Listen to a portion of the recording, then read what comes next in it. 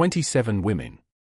That was the number recorded in a private ledger uncovered in 1978, concealed behind a false panel in what had once been the Tidewater District Magistrate's office in southeastern Virginia. 27 enslaved women who vanished from various plantations between March and November of 1847. Their disappearances meticulously noted by someone who went to considerable lengths to guarantee these records would never see the light of official day. The entries are painstaking. Names, ages, physical descriptions, dates last observed, all penned in the same tidy handwriting that authenticated county property transfers and marriage licenses. But here's what renders this document truly unsettling.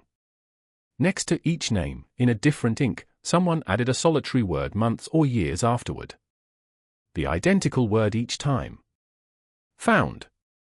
What local authorities ultimately discovered when they finally connected these disappearances would lay bare a conspiracy so calculated, so cold-bloodedly efficient, that it would compel Virginia's planter aristocracy to close ranks in a silence lasting over a century.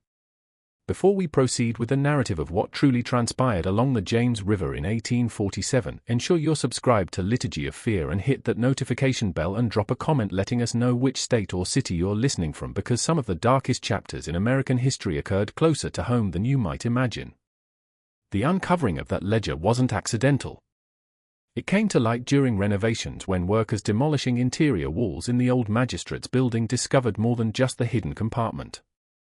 They uncovered correspondence, financial records, and a series of maps marked with symbols that initially defied comprehension. It would require historians 3 years to piece together what those documents truly signified. And when they did, several declined to publish their conclusions. Those who did encountered pressure from descendants of prominent Virginia families who alleged the research was sensationalist, intended to damage reputations constructed over 2 centuries. But the evidence existed, preserved in the very materials those families' ancestors had employed to build their fortunes. The spring of 1847 discovered Virginia's plantation country in quiet prosperity, concealing deeper anxieties. The James River corridor from Richmond to the Chesapeake Bay represented some of the South's most valuable agricultural territory. Tobacco maintained its supremacy, though soil exhaustion was already becoming evident. The grand plantations stood as monuments to a way of life dependent on enslaved labor whose numbers in Tidewater, Virginia had swelled to nearly double the white population. This demographic reality cultivated constant dread. Nat Turner's rebellion merely 16 years past and 50 miles south remain vivid in memory. Every unexplained absence sent waves of paranoia through the white community. Slave patrols rode at night authorized to halt any black person discovered away from their place of enslavement. Into this atmosphere came subtle changes few initially noticed. The Hanover County plantation of Josiah Hendris reported that Dinah, aged 24, with a scar above her left eyebrow, had fled in mid-March. The advertisement offered a $20 reward, but Dinah was never recovered. Neither was Sarah from the Langford plantation 3 weeks later, nor Mary from the Gaines property in May. By summer, plantation owners along 30 miles of the James were quietly discussing a predicament. Enslaved women were disappearing, and despite extensive slave patrols and professional trackers, they weren't being retrieved. The pattern was unusual. Only women aged 18 to 35 vanished, targeting medium-sized plantations with 50 to 150 enslaved individuals. Most disturbing of all was that the women left behind children. Enslaved mothers almost never fled from their offspring. The ties of family were more robust than iron chains. Yet here were women disappearing who had sons, daughters, some still nursing infants. The spring rains that year were particularly intense, swelling the James River and its branches, inundating low-lying fields, and rendering the back roads nearly impassable for weeks at a time. The mud, the seclusion of properties divided by stretches of dense pine forest and marshland, the disorder of planting season. All these circumstances created conditions where absences might not be immediately detected. A woman sent to labor in a distant tobacco field might not be missed for days. By the time anyone realized she was gone, any trail would be cold. At the Grantham plantation on a river bend, overseer Marcus Haywood noticed something troubling. 3 women from different work crews vanished within 2 weeks in July. None had appeared discontented or received recent punishment. All three disappeared on foggy mornings when visibility dropped before dawn. Hayward walked the property boundary searching for tracks, broken branches, any sign of direction. He discovered nothing, as if they had dissolved into the mist rising from the river. The enslaved community maintained deliberate silence. Those interrogated, sometimes brutally, professed to know nothing. But among themselves, theories circulated. An underground railroad conductor, slave traders stealing for the Deep South, or something darker from old tales about people who entered swamps and never returned. By August, a gathering was convened at Hanover County Courthouse, limited to affected plantation owners and overseers. 23 men assembled and outlined the magnitude. 19 women had vanished since March. The financial loss was staggering. Each woman represented $800 plus future labor. But beyond money, the situation endangered the entire system of control. If people realized they could disappear without being apprehended, the psychological impact could be devastating. They discussed intensifying patrols, larger rewards, professional slave catchers from Maryland and North Carolina. Most resisted involving the state militia. That would mean public acknowledgement, newspaper attention, potentially sparking panic or additional escape attempts. Instead, they pooled resources, hiring men whose reputation for tracking runaways was established. The tracking party arrived in early September, led by Tobias Fletcher, a man in his 40s with pale, unwavering eyes who'd built his career returning fugitives from as far as Pennsylvania. He'd brought 4 associates, each experienced in hunting human beings. They established themselves in a tavern outside Richmond, studying maps, reviewing descriptions, interviewing anyone who might possess information. Fletcher's approach was systematic. People left traces, required food and shelter. Someone always knew something. What Fletcher uncovered in his first week of investigation would prove more unsettling than the disappearances themselves. Fletcher's breakthrough came from an unexpected quarter. A free black waterman named Elijah Dobbs, who operated a small ferry crossing about 15 miles downriver from Richmond. Dobbs was cautious, as all free black people had to be in Virginia, maintaining good relationships with white customers while avoiding anything that might jeopardize his precarious legal standing. But Fletcher had a reputation for compensating informants, and Dobbs had something to sell. On a humid Tuesday evening, as the last light faded and insects swarmed in clouds above the river, Dobbs told Fletcher about the boats. He'd observed them 3 times over the preceding 6 months, always at night, always moving downstream with the current, always manned by 2 or 3 figures who handled watercraft with unusual proficiency. The boats were clinker-built, the type used for river commerce, nothing remarkable about them except that they passed in darkness without lights, which was both dangerous and suspicious. Vessels traveling at night typically carried lanterns to prevent collisions and snags. These boats moved dark and silent, visible only when the moon was bright enough to catch the gleam of water on oar blades. The last time he'd seen one, perhaps 6 weeks earlier, Dobbs had been checking his ferry lines near midnight when he heard the soft splash of oars. He'd stepped into the shadows and watched. The boat had passed within 30 feet of where he stood. He couldn't distinguish faces in the darkness, but he'd noticed something that stayed with him. The silhouettes of multiple people sitting in the boat who never stirred, never spoke, just remained perfectly motionless as the vessel glided downstream. Something about their stillness had been wrong.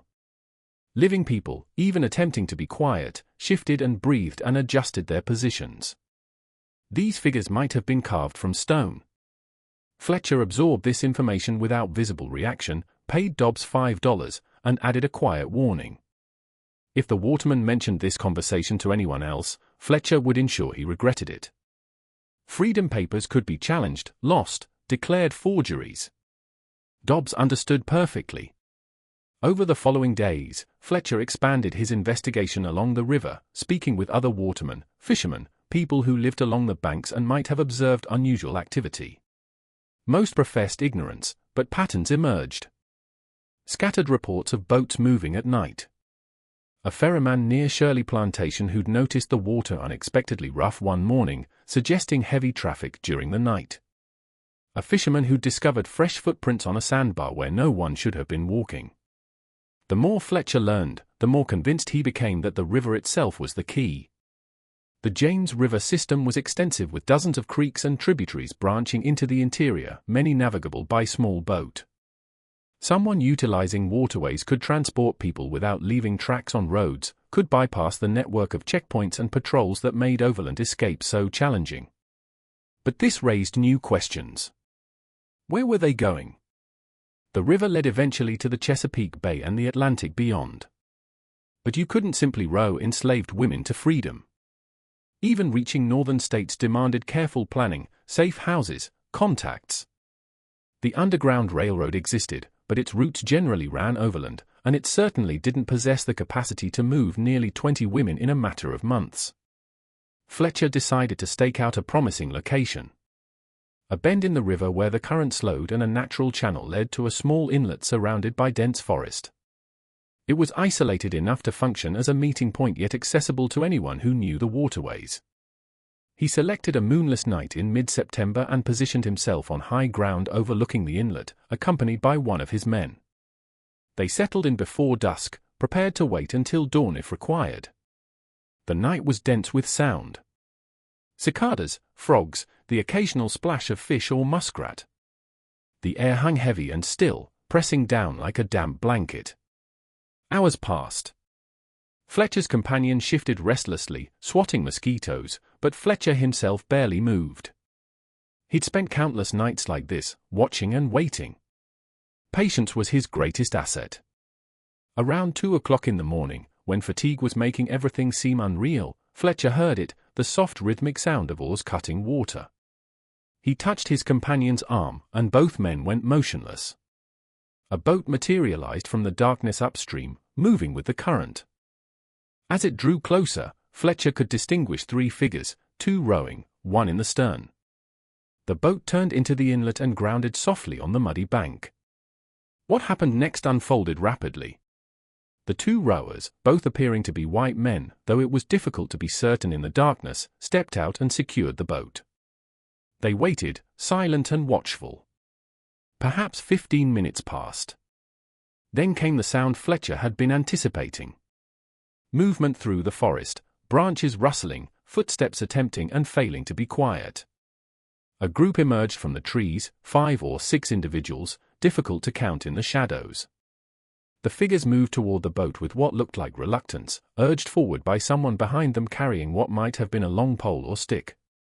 Fletcher had seen enough. He stood, called out for them to halt in the name of the law, and started down the slope toward the inlet. His companion followed, both men moving quickly. The people at the boat scattered in different directions, all except the 2 who'd been rowing, and one other figure, who stood frozen for a moment before turning and fleeing into the forest. Fletcher's companion gave chase while Fletcher himself made for the boat, determined to prevent it from being pushed back into the current. He nearly reached it before one of the rowers came at him with an oar, swinging it like a club. Fletcher had anticipated violence and ducked beneath the swing, catching the man around the waist and driving him to the ground. They grappled in the mud while the second rower shoved the boat into deeper water and leaped aboard, rowing frantically into the darkness. Fletcher could hear his companion crashing through the underbrush somewhere in the forest. Could hear screaming, high-pitched and terrified, emanating from multiple directions. The struggle lasted perhaps 30 seconds before the man Fletcher was grappling with went limp in his arms. For a moment, Fletcher thought he'd knocked him unconscious. Then he smelled it. The distinctive metallic scent of blood, warm and viscous, saturating the mud beneath them. The man had fallen onto something sharp during the struggle, a broken branch, or perhaps a knife that had tumbled from his belt. The wound was deep in the abdomen, and the man was making a wet, gurgling sound that Fletcher recognized. He'd heard it before. It was the sound of someone dying. Fletcher stood breathing hard and looked around. The boat was gone, vanished into the darkness downstream. His companion was still somewhere in the forest, and lying in the mud, clutching the mortal wound in his belly, was a white man who would be dead within minutes. Fletcher knelt beside him, attempting to distinguish his features in the darkness. The man's eyes were open, staring up at nothing, his breath coming in ragged gasps. "Who are you?"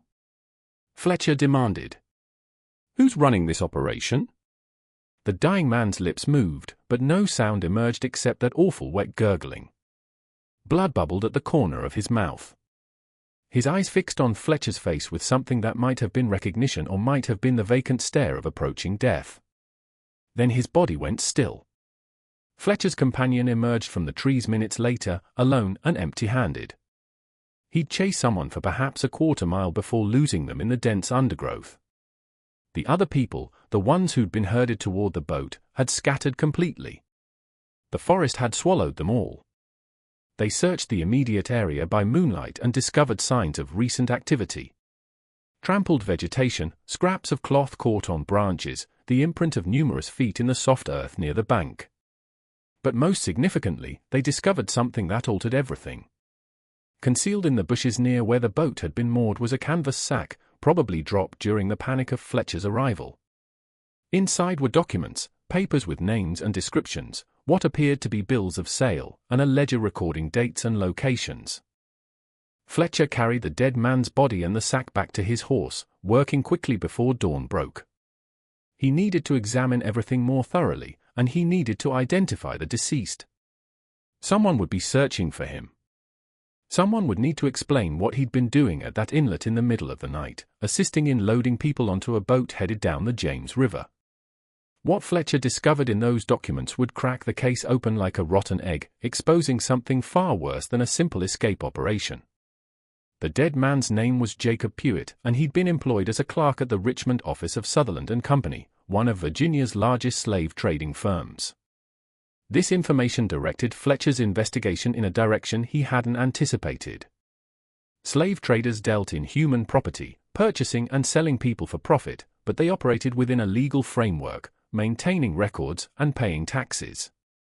They didn't typically conduct clandestine operations in the middle of the night, except the documents Fletcher discovered suggested exactly that. The ledger listed names, dates, and what appeared to be prices paid and received. Most entries were straightforward enough. Purchases from estates, sales to plantation owners in Alabama and Mississippi, the routine transactions of the domestic slave trade. But there was a separate section written in a different hand that recorded something else entirely. These entries listed only first names or initials along with dates and cryptic location codes. The amounts noted were significantly lower than market value, sometimes less than half what a healthy young woman should command. Fletcher spent 2 days studying the papers before approaching the authorities. He understood the delicate nature of what he'd uncovered. Sutherland Company was a respected firm with connections throughout Virginia's planter class. Accusing them of criminal activity without ironclad proof would be professionally suicidal. But the evidence was compelling, and Pewitt's death at the scene of an obvious smuggling operation gave Fletcher legal standing to push further. The magistrate he finally approached was George Reynolds, a man in his 50s who'd served Hanover County for 2 decades and knew every prominent family in the region. Reynolds examined Fletcher's evidence with an expression that grew progressively darker. When he finally looked up, his first words were not what Fletcher anticipated. "How many individuals know about this?" Fletcher had brought no one else. Reynolds nodded slowly, as if this confirmed something he'd been considering. Then he explained what Fletcher's investigation had stumbled into. The domestic slave trade was Virginia's dirty secret, though everyone knew it existed. The state's exhausted tobacco lands couldn't sustain the population of enslaved people that generations of natural increase had created. Meanwhile, the cotton boom in Alabama, Mississippi, Louisiana, and Texas created insatiable demand for labor. Virginia had become a breeding ground and export center, selling people south by the thousands every year. Families were separated, children torn from mothers, husbands from wives, all perfectly legal under Virginia law. The trade was brutal but profitable, and many prominent families supplemented their declining agricultural income through these sales. But even within this system, there were boundaries that weren't supposed to be crossed. Enslaved people sold south were supposed to be legally possessed, properly documented, their sale recorded and taxed. What Fletcher had uncovered was something different. A network that was taking enslaved women without documentation, transporting them downriver, and presumably selling them in markets where no one would inquire about their origin.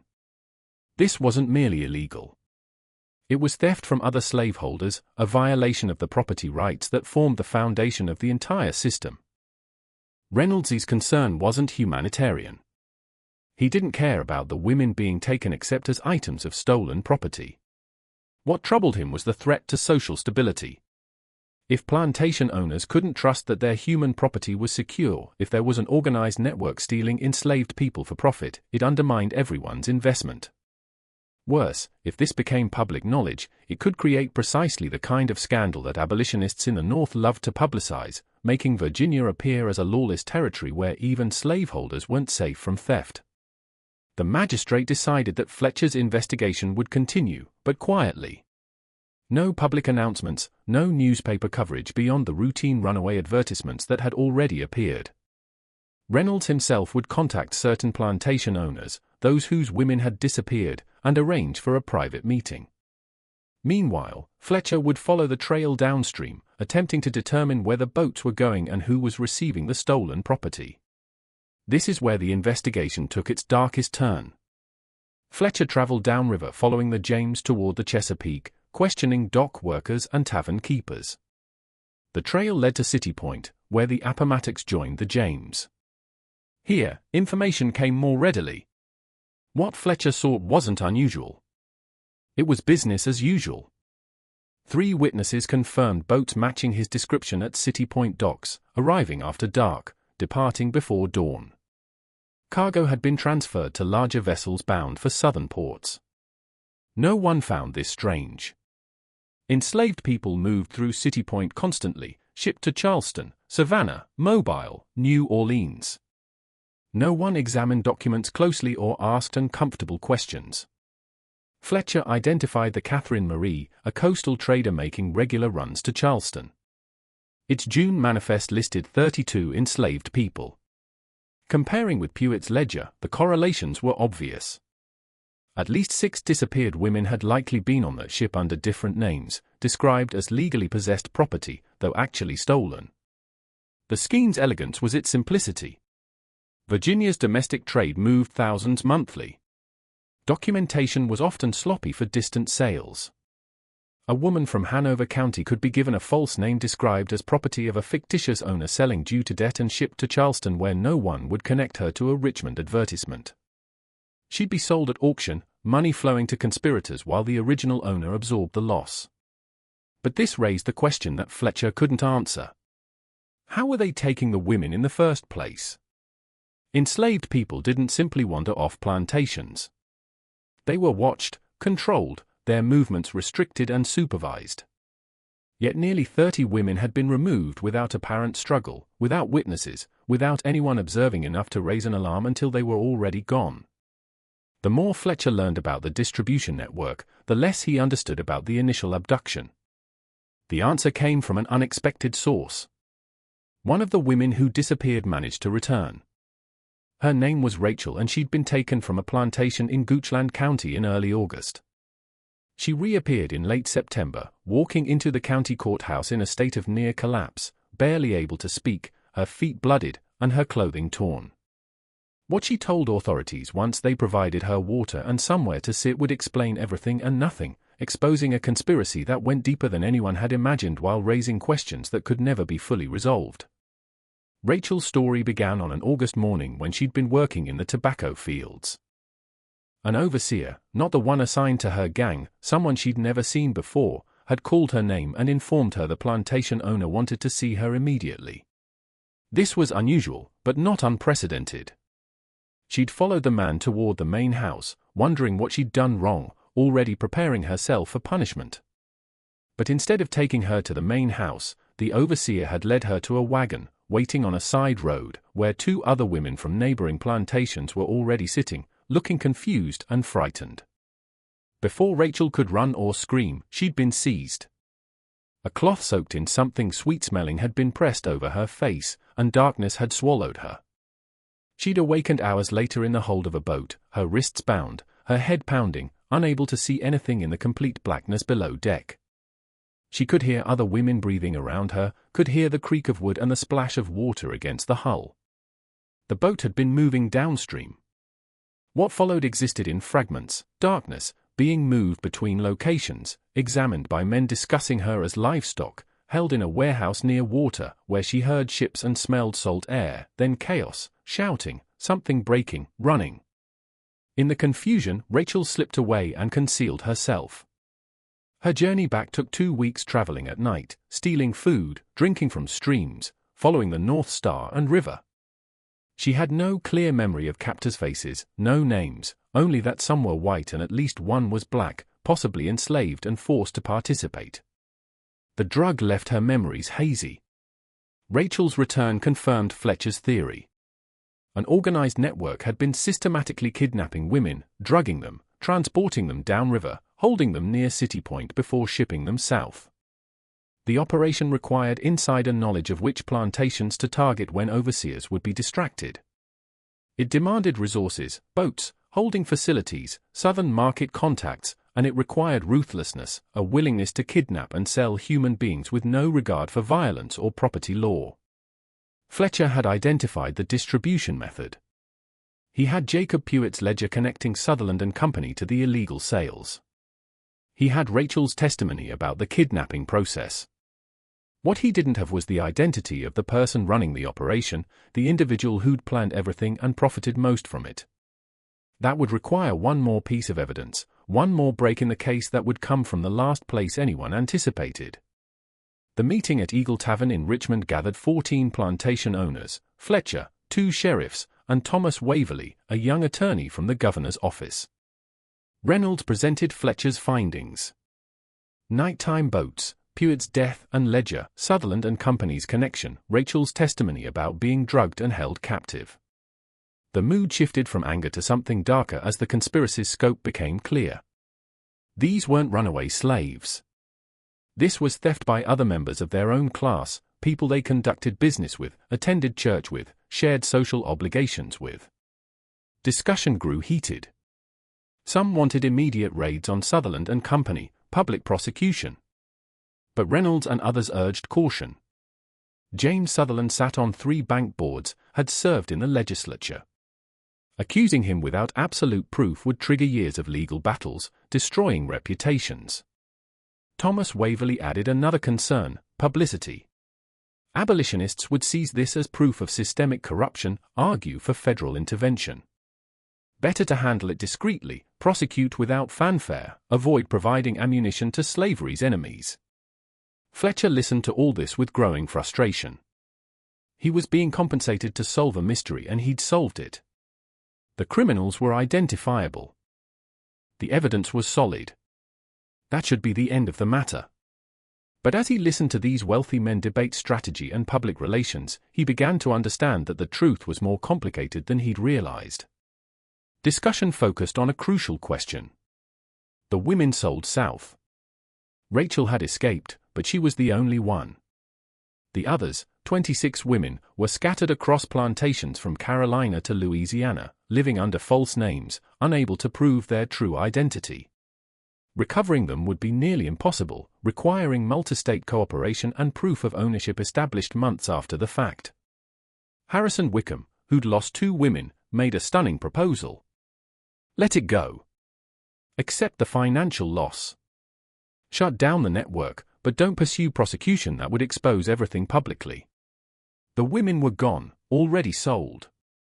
Bringing them back would require admitting Virginia's system of patrols and documentation was weak enough that a gang had stolen 30 people over months.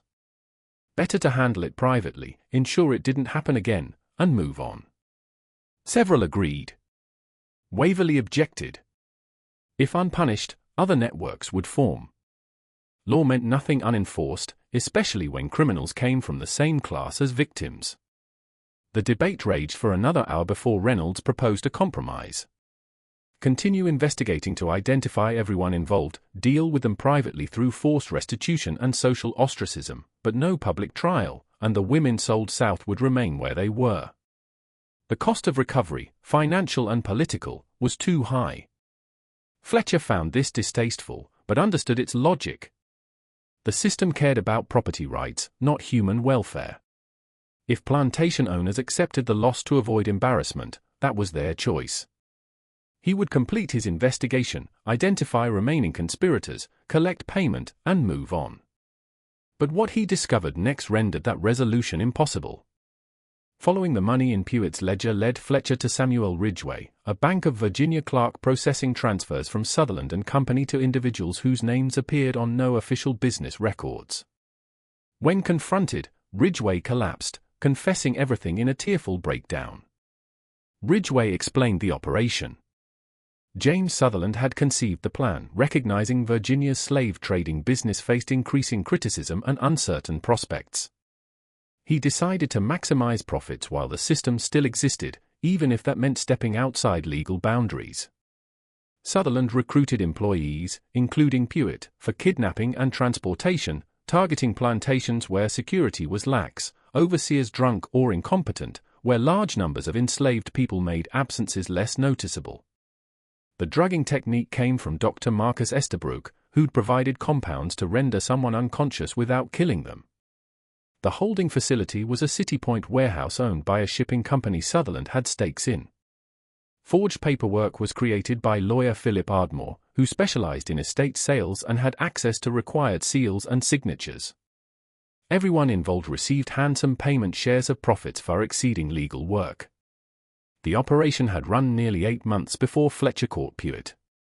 In that time, they'd stolen and sold 27 women, generating approximately $22,000, a staggering sum split among conspirators. But here's what made Fletcher's blood run cold.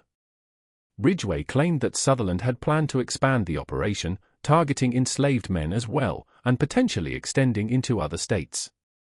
The success of the initial phase had convinced him that the risk was manageable, that authorities were too incompetent or too concerned with avoiding scandal to seriously investigate. He'd been proven partially right. The investigation had taken months to make progress, and even now the plantation owners were more concerned with avoiding publicity than pursuing justice. Fletcher took Ridgway's confession directly to Magistrate Reynolds, anticipating that this new evidence would compel action. Surely, with a complete confession, naming all the conspirators, prosecution would be unavoidable. But Reynolds's reaction was not what Fletcher anticipated. The magistrate read the confession slowly, his face betraying nothing. When he finished, he set the papers down and looked at Fletcher with something that might have been pity. "You've done excellent work," Reynolds said. "Truly exceptional. But I'm afraid the matter is now out of our hands." What Reynolds explained next revealed a layer of corruption that Fletcher hadn't even suspected. James Sutherland had connections that extended far beyond business relationships. His brother-in-law sat on the Virginia Supreme Court. His first cousin was a ranking member of the state legislature. His business partners included 2 of the men who'd attended the meeting at the Eagle Tavern, plantation owners who'd publicly expressed outrage while privately sharing in the profits of the kidnapping operation. The investigation had uncovered a conspiracy that implicated some of the most powerful people in Virginia. Prosecuting them publicly would require confronting families that had controlled the state's economy and politics for generations. It would mean exposing a network of corruption that went far beyond one slave trading company, revealing how thoroughly the pursuit of profit had corrupted institutions that were supposed to uphold law and order. The political fallout would be enormous. Reynolds informed Fletcher that his services were no longer required. The investigation was being closed. Fletcher would receive payment for his work, plus a generous bonus for his discretion, but any records he'd collected should be turned over to the magistrate's office immediately. The confession Samuel Ridgway had provided would vanish into a locked cabinet, along with Jacob Puett's ledger and all other evidence Fletcher had gathered. Fletcher protested, argued, threatened to go public himself with what he'd learned. But Reynolds was prepared for this response. Going public would accomplish nothing, the magistrate explained patiently. Fletcher had no documents. Reynolds would ensure that. He had no credible witnesses. Ridgway would recant his confession. Rachel's testimony would be dismissed as unreliable, and everyone else involved would deny everything. A professional slave catcher accusing prominent citizens of conspiracy would be perceived as a man attempting to extort money from them.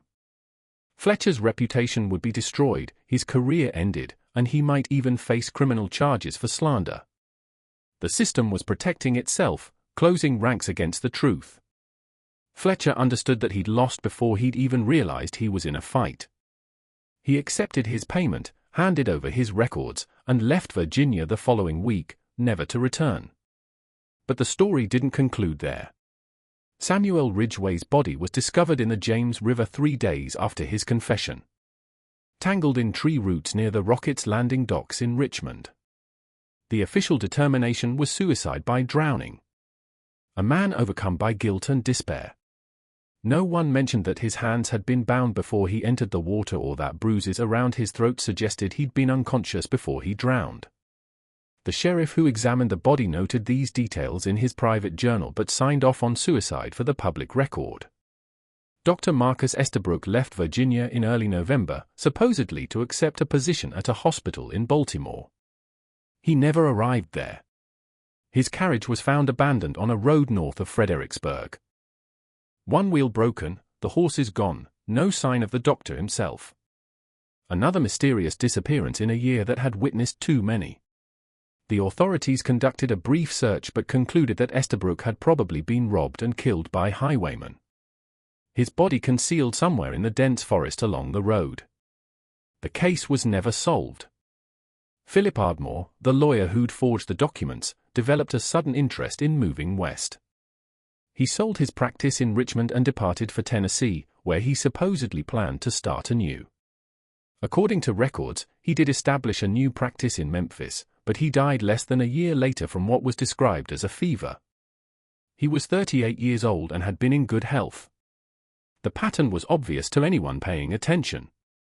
Everyone who'd participated in the conspiracy at an operational level was either dead or driven out of Virginia within months of Fletcher's investigation being shut down.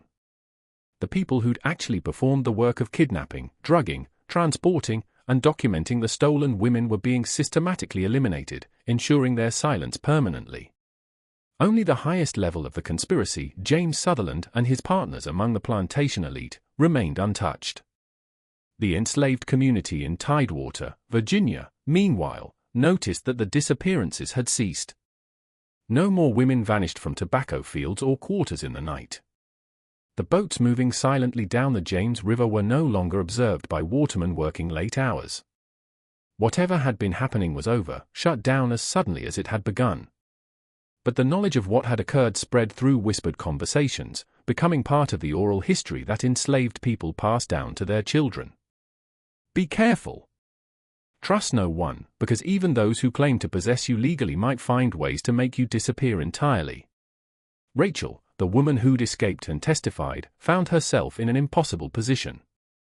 Her owner upon her return had been pleased to recover his property, but deeply unhappy about her involvement in the investigation.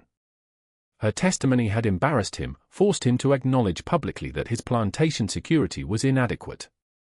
Within a month of Fletcher's departure from Virginia, Rachel was sold south legally, this time with proper documentation, to a cotton plantation in Alabama. The official reason was that she'd become difficult and unreliable, unsuitable for labor in Virginia. The real reason was that she knew too much, and her presence served as an uncomfortable reminder of a scandal everyone wanted to forget. The only person from the investigation who remained in Virginia and attempted to pursue the matter further was Thomas Waverly, the young attorney who'd represented the governor's office. Waverly had been appalled by how the case was handled, by the blatant corruption and the willingness of authorities to protect criminals because of their social status. He wrote a detailed report to the governor describing everything he'd learned and recommending prosecution despite the political difficulties. The governor never responded to this report. Instead, Waverly was quietly reassigned to administrative duties that kept him far from any real legal work. When he persisted in raising concerns about the case, he found himself increasingly isolated, his colleagues avoiding him, his superiors making it clear that his career prospects depended on his ability to understand when silence was appropriate. Waverly held out for 6 months before resigning his position and leaving Virginia entirely, joining a law practice in Philadelphia, where he later became involved with the abolitionist movement. By the end of 1848, 14 months after the first disappearances, the entire affair had been successfully buried. Sutherland and Company continued operating as if nothing had happened. though James Sutherland himself gradually withdrew from day-to-day management, installing his son-in-law as the public face of the business. The plantation owners who'd lost women absorbed their financial losses and moved on. The criminal network that had kidnapped nearly 30 people was completely dismantled. Its members dead, departed, or thoroughly intimidated into silence. But there was one loose end that no one had anticipated. One piece of evidence that survived the cover-up. In early December 1848, a package arrived at the office of the Richmond Inquirer, the city's leading newspaper. Inside was a letter and a copy of documents. Not the originals that Fletcher had been compelled to surrender, but copies he'd apparently made before turning over his evidence. The letter explained in clear, detailed prose exactly what had happened: the systematic kidnapping of enslaved women, the conspiracy involving prominent citizens, the investigation that had been shut down to avoid scandal, the subsequent deaths and disappearances of witnesses. The letter was signed, "A Friend to Justice." But the newspaper's editor, John Pleasance, recognized the handwriting. It belonged to Thomas Waverley, though Waverley had been careful not to include anything that could prove he'd sent it. Attached to the letter were copies of Puett's ledger, Ridgway's confession, and a list of the 27 women who'd been stolen and sold south, including the names of their original owners and the approximate dates they vanished. Pleasance faced a difficult decision. Publishing this material would create precisely the kind of scandal that Virginia's elite had worked so diligently to prevent. It would expose corruption at the highest levels of society, embarrass powerful families, and likely provoke retaliation against the newspaper and Pleasance himself. But it was also an extraordinary story, the kind of investigative revelation that newspapers existed to illuminate. And Pleasance, despite his own background as a slaveholder, had growing doubts about the institution he was part of. He sat on the material for 3 days, reading and rereading the documents, consulting with his editorial staff, attempting to determine the right course of action. Finally, he made his choice. He would publish an edited version of the story, focusing on the kidnapping conspiracy itself while omitting specific names of the most prominent citizens involved. This way, the truth would enter the public record without causing complete political chaos. The story ran in the Richmond Inquirer on December 12, 1848, under the headline, "Organized Theft of Slave Property Exposed in Tidewater Counties." It described in general terms how a criminal network had systematically stolen enslaved women and sold them south, how the conspiracy had involved people within the slave trading industry, and how authorities had failed to properly prosecute the crimes. It named Jacob Puett, already dead and unable to sue for defamation, and mentioned Sutherland and Company in connection with Puett's employment, though it stopped short of accusing James Sutherland directly. The reaction was immediate and intense. Other Virginia newspapers picked up the story, some conducting their own investigations, others dismissing it as sensationalist nonsense. Northern abolitionist papers seized on the article as proof that the slave system was inherently corrupt, using it as ammunition in the ongoing political debates about slavery's expansion into Western territories. Pro-slavery advocates in Virginia denounced the coverage as exaggerated and harmful to the state's reputation. James Sutherland himself published a statement denying any wrongdoing, claiming that Puett had been a rogue employee acting without authorization and threatening legal action against anyone who suggested otherwise. Several of the plantation owners who'd lost women wrote letters to the editor confirming that disappearances had occurred, but expressing confidence that they were due to escapes rather than kidnapping. Magistrate Reynolds issued a brief statement saying that his office had investigated the matter thoroughly and found no evidence of conspiracy beyond one reckless criminal who'd since died. But the damage was done. The story was out in the world, impossible to completely suppress. The facts might be disputed. Details might remain hidden, but the basic truth had entered public consciousness. Something terrible had occurred along the James River. In 1847, enslaved women had vanished, and the authorities had failed to protect even the property rights they claimed to hold sacred. John Pleasance paid a price for publishing the story. 3 weeks after it appeared, he was challenged to a duel by the son of one of the men implicated in Waverley's documents. The duel was ostensibly about an unrelated editorial, but everyone understood the real reason. Pleasance accepted the challenge as honor demanded and was killed by a pistol shot to the chest on a cold morning in January 1849. He was 40 years old. The killing of a newspaper editor for publishing an inconvenient truth shocked even Virginia's duel-accustomed society. There were calls for prosecution, but dueling occupied a strange legal space, officially illegal, but socially tolerated among gentlemen. The man who'd killed Pleasance faced no serious consequences. The message was clear. Some truths were dangerous to speak, and those who spoke them did so at their own risk. Yet, despite all the efforts at suppression, despite the deaths and the cover-ups and the threats, the story survived. It passed into Virginia's historical record as a strange incident from the antebellum period. Details murky and disputed, but the basic outline preserved. And slowly, very slowly, pieces of additional evidence emerged over the years that confirmed what Waverley and Fletcher had uncovered. The full truth of what happened in 1847 wouldn't come to light until more than a century later, when the documents discovered during the 1978 renovation were authenticated and cross-referenced with other historical records that had survived in various archives. What those documents revealed was even darker than anyone in 1848 had imagined. James Sutherland had indeed conceived and run the kidnapping operation, but he hadn't acted alone or even been the primary beneficiary. The conspiracy included at least 7 prominent plantation owners, men who'd sat in the Eagle Tavern expressing outrage while knowing full well what had happened to the missing women. These men had been equal partners in the scheme, providing information about which plantations to target, assisting in arranging the kidnappings, and sharing in the profits when the women were sold south. The reason for their involvement was cold economic calculation. Virginia's slave economy was in decline. Everyone could observe it, but few were willing to admit it publicly. These men had watched their wealth slowly eroding as tobacco exhausted their soil and younger sons of established families moved west to seek better opportunities. The kidnapping operation offered a way to extract additional profit from the enslaved people they controlled, converting them into cash that could be invested in more promising ventures like railroads and manufacturing. But the financial records that survived revealed something even more disturbing about the operation's scope. The 27 women documented in the magistrate's ledger weren't the only victims. They were just the ones whose disappearances had been officially noticed and recorded. Cross-referencing plantation records, sale documents from southern markets, and testimony that had been collected but suppressed suggested that the operation might have taken as many as 40 or 50 women over a longer period than anyone had realized. Some of the disappearances extended back to late 1846, predating the March 1847 start of the pattern that Fletcher had investigated. The women had been specifically targeted for their youth and perceived fertility, traits that commanded premium prices in the Deep South's expanding cotton economy.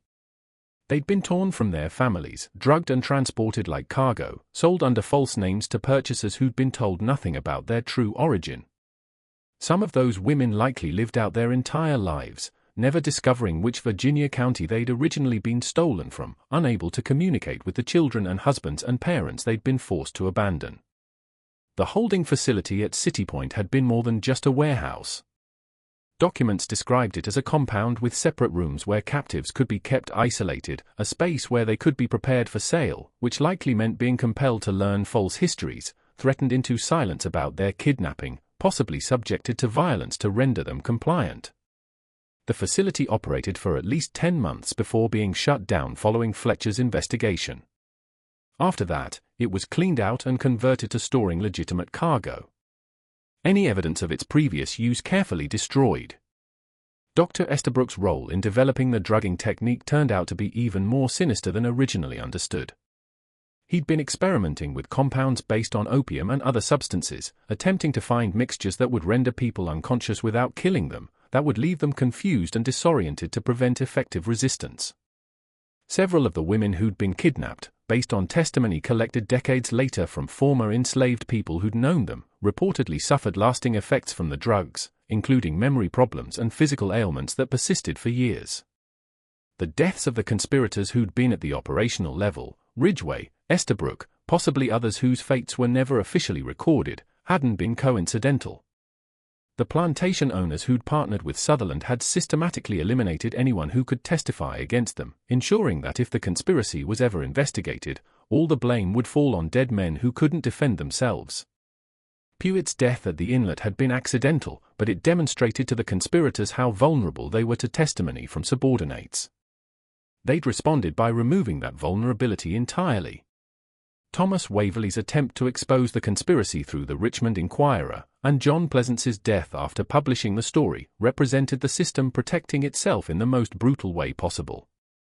Men had been murdered to preserve the reputation of Virginia's elite, to prevent a scandal that might have compelled society to confront the corruption at the heart of its economic system. The violence wasn't aberrant. It was fundamental to how power maintained itself. But here's what the 1978 discovery also revealed. One of the women who'd been kidnapped had found a way to bear witness. Her name was Louisa, taken from a plantation in New Kent County in July 1847 and sold at a market in Charleston that autumn. She'd been purchased by a rice planter named Edward Gresham, whose property was situated on one of the Sea Islands near Beaufort, South Carolina. Gresham was by most accounts a brutal owner, working people to death in rice fields where malaria and other diseases killed regularly. But his brutality created opportunities during the chaos of the Civil War when Union forces captured the Sea Islands in late 1861. Gresham fled and his enslaved workers liberated themselves. Louisa was still alive then, though she was probably in her late 30s or early 40s and worn down by years of hard labor. She could have simply enjoyed her freedom and attempted to rebuild a life. Instead, she sought out the Union officers who were documenting the property they'd seized, and she told them her story. She described being taken from Virginia, the drugging, the boat trip down the James River, the holding facility at City Point, the sale in Charleston. She provided names and details that she'd retained for 14 years, waiting for an opportunity to tell someone who might care. The Union officer who recorded her testimony was a captain named William Thorpe from Massachusetts serving with the occupation forces. He wrote down everything Louisa told him, recognizing it as evidence of the slave system's inherent corruption. Thorpe's report was filed with dozens of other witness statements from formerly enslaved people describing the abuses they'd suffered. After the war, these documents were archived and largely forgotten, accumulating dust in government storage until historians began examining them in the 1960s and 1970s as part of renewed interest in Reconstruction-era records. When Louisa's testimony was finally read alongside the documents from the magistrate's office, the full story coalesced. The names she'd mentioned matched names in the conspirators' records. The dates aligned. The descriptions of the holding facility at City Point corresponded with architectural details that could still be verified in 1978. She'd even remembered the false name she'd been given, Mary Jenkins, and historians were able to locate a Mary Jenkins in the Charleston market records from autumn 1847, described as being sold from the estate of a deceased Virginia farmer. Louisa's testimony didn't explain everything. There were still gaps, missing pieces, questions that could never be answered. But it provided verification from someone who'd lived through the horror, who'd spent 14 years carrying the truth until she found someone willing to listen. And embedded in her testimony was a detail that none of the other records had captured. What it felt like to be one of the women taken. She described the moment of being seized, the terror of awakening in darkness with no understanding of where she was, the slow realization that she'd been stolen and sold, and that no one was coming to retrieve her. She described the other women crying, calling out for children and husbands, pleading to be released. She described the desperate hope that someone would discover what had happened, that the law would intervene, that somehow this nightmare would end. And then she described the gradual crushing of that hope as days became weeks, and they were loaded onto ships and taken further and further from anything familiar. That was the truth of what happened along the James River in 1847. Not merely a criminal conspiracy or a property theft, but a sustained act of terror inflicted on women who had no power to resist, no voice to protest, no protection from a system that viewed them as assets rather than human beings. The conspiracy was possible because the entire structure of slavery created conditions where such crimes could occur and be concealed with minimal effort. The real crime wasn't just what Sutherland and his partners did. It was the system that made their actions feasible and that prioritized protecting powerful men over seeking justice for the powerless. The documents discovered in 1978 created a brief scholarly controversy. Historians debated how widely the findings should be published, whether it was appropriate to name the descendants of the men who'd been implicated, how much weight to give testimony collected more than a century after the events it described. Some argued that the historical record should be as complete and honest as possible, that understanding past crimes was necessary to prevent their repetition. Others worried about unfairly tarnishing family reputations based on the actions of ancestors who'd lived in a different moral context. In the end, the academic papers that were published tended to focus on the operational details of the kidnapping conspiracy while being circumspect about naming names. The plantation owners who'd partnered with Sutherland were generally identified only by initials or described vaguely as prominent Tidewater families. James Sutherland's role was documented but contextualized within the broader economics of Virginia's declining slave economy. The tone was analytical rather than accusatory, focusing on systemic factors that enabled such conspiracies rather than individual moral culpability. Local Virginia historians were less comfortable with the findings. Several published rebuttals questioning the authenticity of the documents, suggesting that the ledger could have been forged, that Louise's testimony might have been confused or embellished. One historical society member wrote an impassioned defense of the Sutherland family, noting their contributions to Richmond's development and characterizing the conspiracy allegations as unfair demonization of ancestors who couldn't defend themselves. But for people who'd grown up hearing whispered stories from grandparents and great-grandparents, people whose families had been enslaved in Tidewater, Virginia during the antebellum period, the 1978 discovery wasn't shocking. It was confirmation. The oral traditions transmitted through generations had preserved knowledge of women who disappeared, of boats moving on the river at night, of the terror that had pervaded enslaved communities during that year when anyone could vanish without warning. The official historical record was finally catching up to what they'd known all along. The debate about how to remember and discuss these events continues. The 27 or more women who were kidnapped and sold south mostly remain names in a ledger. People whose individual stories and voices were lost when they were stolen from their communities. Louise's testimony provides a glimpse of what they experienced. But she was just one person, and her memory recorded 14 years after the fact under the traumatic circumstances of a war zone can only tell us so much. What we know for certain is that a conspiracy existed, that it operated for at least a year and possibly longer, that it involved some of the most respected citizens in Virginia, and that it was covered up through a combination of violence, intimidation, and the systemic corruption of legal institutions. We know that women were terrorized, families were destroyed, and the men responsible faced no meaningful consequences. We know that when the truth attempted to emerge, people died to suppress it. The holding facility at City Point was demolished in the 1890s to accommodate expanded railroad operations. The Sutherland and Company offices in Richmond were destroyed by fire during the Civil War's final days when retreating Confederate forces burned much of the city's downtown. The plantations from which the women were taken have mostly been broken up or converted to other uses. Their history sanitized into stories of architectural significance and agricultural innovation that carefully avoid discussing the human beings who were enslaved there. But the James River still flows, carrying water from the Virginia mountains down to the Chesapeake Bay, past cities and towns that have grown and changed. While the river itself remains largely unchanged, people still boat on it, fish in it, build their homes along its banks. And if you know the history, if you understand what occurred along these waters in 1847, you can't regard the river the same way. You perceive it as it was a highway for human trafficking, a path that carried women into slavery. Water that witnessed suffering and has kept secrets for more than a century and a half. The magistrate's ledger with its careful entries and that one repeated word found sits in an archive now available to researchers who request access. But what found truly signified, what happened to those women after they were found and sold south, remains largely unknown. Some likely survived long enough to witness emancipation in 1865, though by then they would have been in their 40s or 50s, worn down by decades of forced labor. Others probably died young, killed by disease or childbirth, or the brutal conditions of cotton and rice cultivation. A few might have escaped again during the chaos of the Civil War, making their way north to freedom. But most would have lived out their lives far from Virginia, unable to return to the families they'd been torn from, unable even to be buried in the communities they'd originated from. That's the ultimate horror of what happened. Not merely that these women were stolen and sold, but that they were erased. Their names were altered, their histories obscured, their connections to their original community severed so thoroughly that even now, more than a century and a half later, we can't fully trace what became of them.